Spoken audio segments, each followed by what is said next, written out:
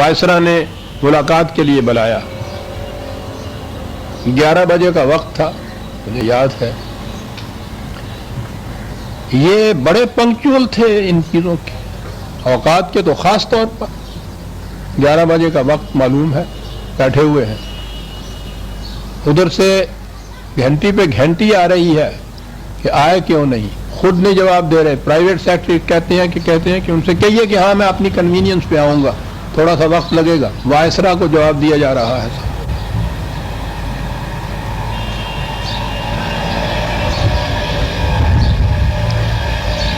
11:15 پہنچے. ہمارے آپ کے نزدیک تو یہ بات بہت چھوٹی سی ہے. اس نزاکت کو سامنے رکھیے کہ وہ وائسرا ہے، وقت مقرر ہے. اور اس کے بعد گئے اور انہوں نے کہا کہ یہ جو وار کونسل کا قصہ ہے میں اس میں کچھ وضاحت کرنا چاہتا ہوں. اور قائد اعظم کھڑے ہی تھے. کہا کہ مجھے آپ کی وضاحت کی کوئی ضرورت نہیں ہے، اور کمرے سے باہر نکل آئے. اس واقعے پہ تبصرہ کرتے ہوئے وہ ایک ہندو لیڈر کانجی دوارکا داس، پچھلے سال غالباً اس کی موت واقع ہوئی ہے، اس نے یہ لکھا تھا کہ یہ دیکھ کر دل میں مسرت کی ایک لہر اٹھتی ہے کہ ہندوستان میں مسٹر جناح کی قامت اور دیانت کا کم از کم ایک لیڈر تو ایسا تھا جس میں اس قدر صداقت اور بے باکی تھی کہ اس نے انگریز وائسرا کے منہ پر کہہ دیا کہ وہ اسے کیا سمجھتا ہے.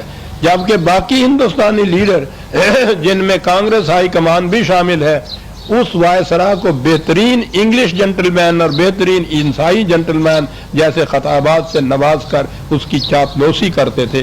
اور مسز لکشمی پنڈت نے یہ کہا تھا، پنڈت نہرو کی بہن نے،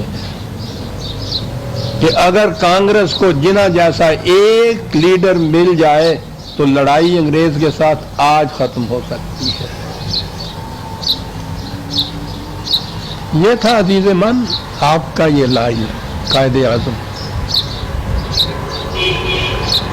مصلحت، مفاہمت، کمپرومائز، نظریہ ضرورت ان کے لغت میں ہی نہیں تھا. یہ ایک سیٹ خالی تھی. آج ہم نہیں سمجھ سکتے جا کے مسلمان ہی ہیں ہم، ہماری سیٹیں ہوتی ہیں، ہم ہی یہاں سب کچھ وہ ہوتے ہیں.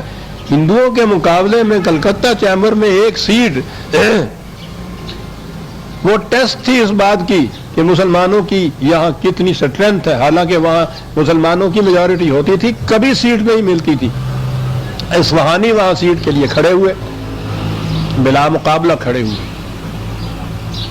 انتخاب کے عین 2 دن پہلے ایک اور شخص بھی کھڑا ہو گیا. انہیں تشویش ہوئی کہ اب ووٹیں بٹ جائیں گی.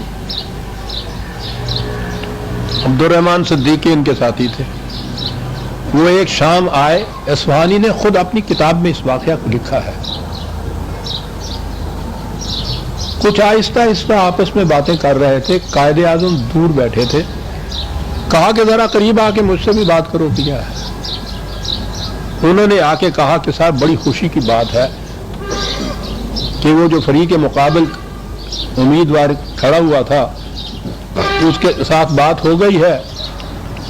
اس نے کہا ہے کہ اگر میری ضمانت کا روپیہ آپ دے دیں تو میں بیٹھ جاتا ہوں. اصفہانی بلا مقابلہ کامیاب ہو جائے گا. آپ نے سنا؟ اصفہانی لکھتا ہے کہ رنگ چہرہ سرخ ہو گیا غصے کے مارے. کہا کہ فریق مخالف کو بٹھا دینا، اس کے زر ضمانت واپس دے کے، یہ بالواسطہ رشوت نہیں تو اور کیا ہے؟ ایسا کبھی نہیں ہوگا. جاؤ اور اس سے کہو کہ ہمیں یہ منظور نہیں، ہم مقابلہ کریں گے، ہم ناکام رہ جائیں گے، ہم رشوت دے کے نہیں جیتیں گے. ایک ایک سیٹ نہیں، ایک ایک ووٹ اتنی قیمتی تھی اس زمانے میں. عزیزان من، بھیج دیا عبدالرحمان کو، معاملہ منسوخ کر دیا اس کے ساتھ، نہیں لیں گے ہم. اور پھر جو اس کے بعد انہوں نے اصول بیان کیا ہے عزیزان من، وہ سنہری حروف سے لکھنے والے ہیں. قائد اعظم کے اس قسم کے ٹکڑے تو ہیں ہی ایسے کہ وہ زندہ جاوید ہے، واقعی سنہری حروف میں لکھنے کے فرمایا میرے عزیز یاد رکھو پبلک لائف میں اخلاقی دیانت پرائیویٹ لائف سے بھی زیادہ اہم ہوتی ہے۔ پرائیویٹ لائف میں بددیانتی سے کسی ایک شخص کو نقصان پہنچتا ہے، لیکن پبلک لائف میں بددیانتی سے لاتعداد انسان مجروح ہوتے ہیں، اور اس سے ہزارہ ایسے لوگ بے راہ ہو جاتے ہیں جن کا آپ پر اعتماد ہوتا ہے۔ یاد رکھنا سیاست میں کسی مقام پر بھی ایسا نہ کرنا کہ اصولوں کو چھوڑ کر کوئی چیز خرید لو۔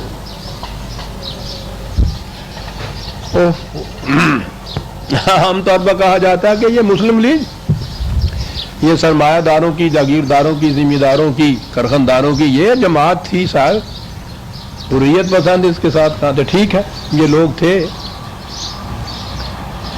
لیکن قائد اعظم کا ان کے ساتھ کیا رویہ تھا؟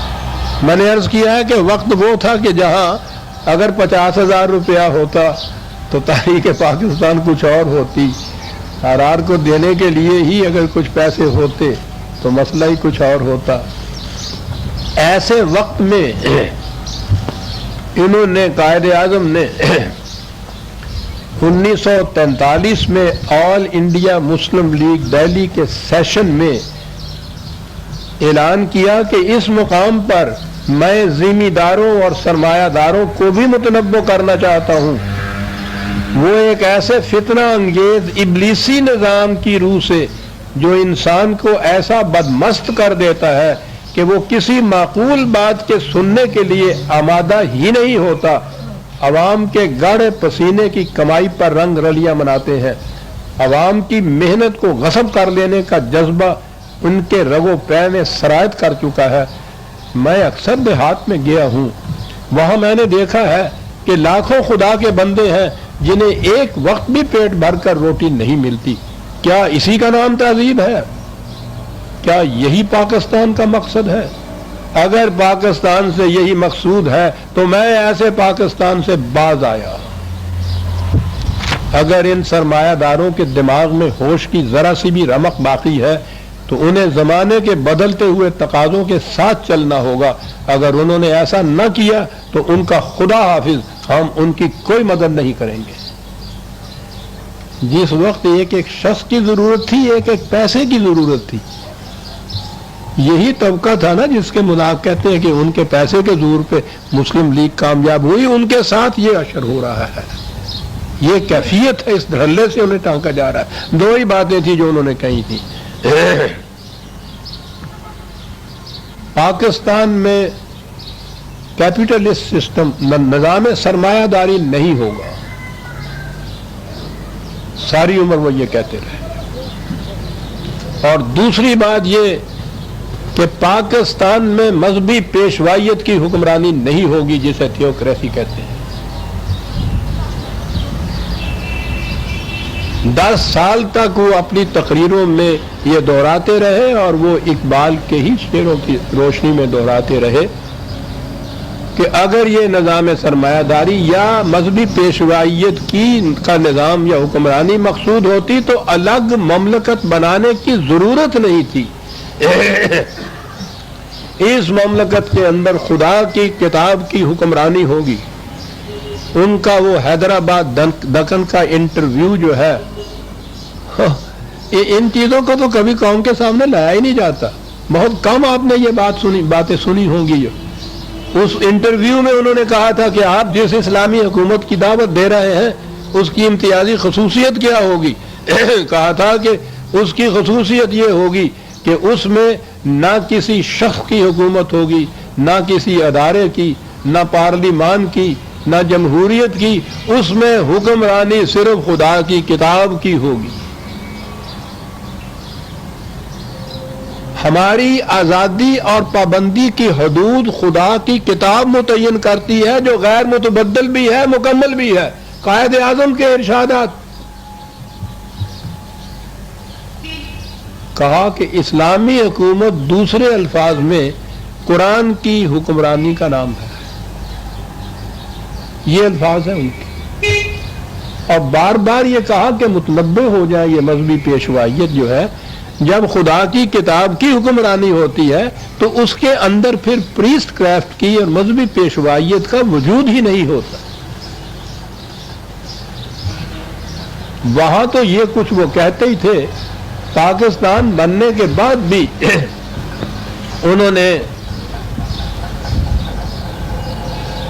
پہلی تقریر مخاطب کیا تھا امریکہ والوں کو، جنہوں نے پوچھا تھا کہ پاکستان میں کانسٹیٹیوشن کس قسم کا بنے گا، تو ریڈیو پہ انہوں نے وہ تقریر کی تھی جو مشہور بحیثیت گورنر جنرل کے۔ پہلے تو یہ بات کہی تھی کہ بہرحال مسلمانوں پہ مشتمل یہ قوم ہے، ہم جو آئین بنائیں گے تو بہرحال اسلامی ہوگا، اور آخر میں یہ کہا تھا کہ یہ مسلمہ بات ہے کہ پاکستان میں کسی صورت میں بھی تھیوکریسی رائج نہیں ہوگی جس میں حکومت مذہبی پیشواؤں کے ہاتھ میں دے دی جاتی ہے کہ وہ بذام خیش خدائی مشن کو پورا کریں۔ یہ ان کی یوں کہیے کہ آخری پبلک تقریر یا ریڈیو کی تھی جو گورنر جنرل ہونے کی حیثیت سے پاکستان کی مملکت کی طرف سے اعلان کیا گیا تھا کہ یہ یہاں نہیں ہوگا۔ یہ ساری مخالفتیں جھیل کر عزیزان من اتنی عظیم مملکت حاصل کر کے، جو میں نے کہا ہے کہ ایک قطرہ خون بہائے بغیر تاریخ انسانیت میں اس کی مثال نہیں ملتی، یہ سب کچھ انہوں نے دیا، یہ اصول بھی انہوں نے دیے۔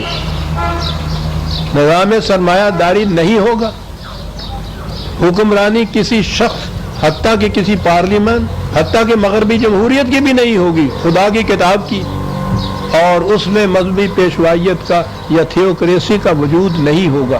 یہ تھے تین مسلمات جن کو لے کے وہ آئے، اور یہی تھا جس کے مطابق آگے چلنی تھی بات۔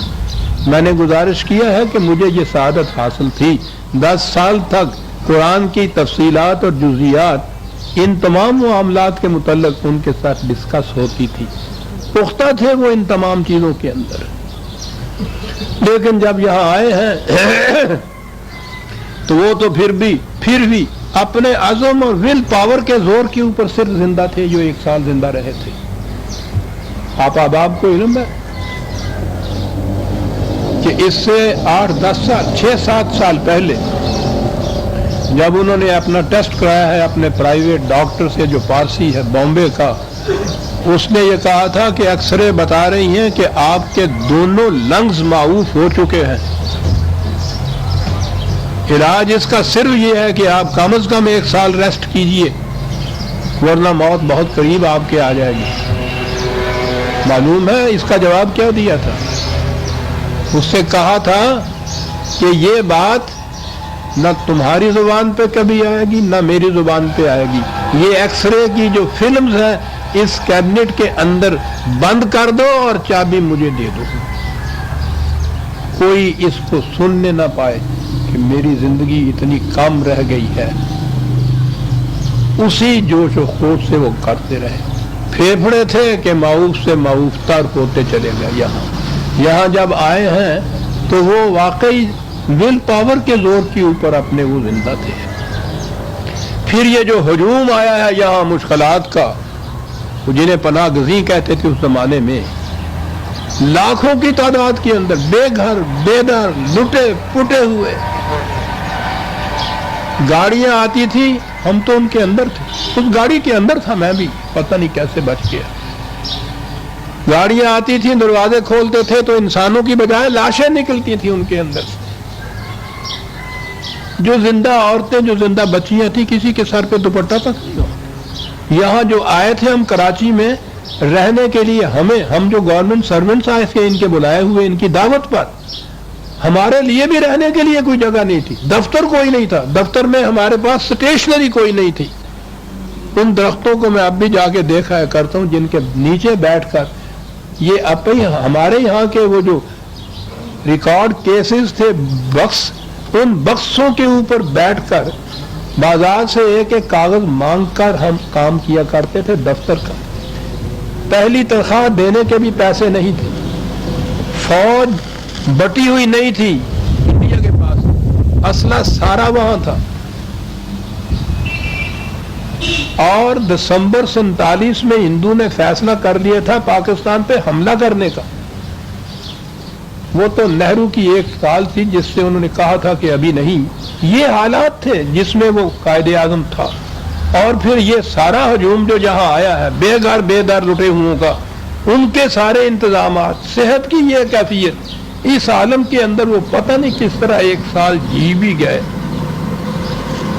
ये राज रखा और राज ये अफशा हुआ उनकी वफात के बाद। उस डॉक्टर ने बात ये बताई, लॉर्ड माउंटबेटन ने अपने मेमोर में ये बात लिखी है या बयान में ये कहा है कि काश हमें पहले मालूम हो जाता कि इस शख्स की जिंदगी इतनी थोड़ी है तो हम तकसीम में कभी जल्दी न करते। 2 साल भी अगर हम और इंतजार कर लेते तो कोई शख्स पाकिस्तान को ले नहीं सकता था। इन हालात में वो यहाँ आया। वो तो इन हालात में आया और ताज्जुब है ये कि ये जितने मजहबी उलमा हजरात जिन्होंने वहां 10 साल तक एक दिन भी चैन से नहीं बैठने दिया था, इतनी मुखालफत की, सारे हजूम करके पाकिस्तान आ गए।